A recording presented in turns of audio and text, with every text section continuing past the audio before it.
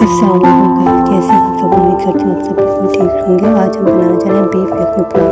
सबसे पहले आपने कुकर में पानी डालना है काफ़ी सारा।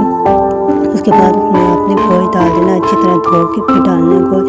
उसके बाद आप सूखा धनिया, लहसुन पीस के, प्याज काट के और सौंफ डालने हैं जस्ट। फिर बाद उसे आपने कुकर को बंद करके पौने घंटे के लिए रख देना, चढ़ा देना चूल्हे पे पौना घंटा। अगर पौने घंटा बाद आप चेक करें, अगर नहीं गला तो उसे 15 मिनट और दे दें, तो ऐसे आपका गोश्त गल जाएगा अच्छी तरह से। तो दूसरी डिश में हम मसाला बना लेते हैं। उसके लिए आपको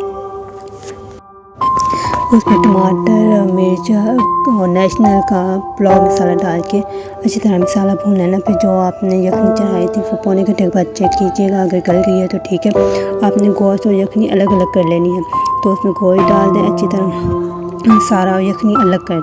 अब वो भून जाएगा तो उसके बाद आपने पानी डालना है, जितने आपने चावल है उस हिसाब से। तो उसके बाद आपने चावल डाल देने हैं। चावल डालने के बाद आधे घंटे के बाद आपने दम देना है। Thank you so much.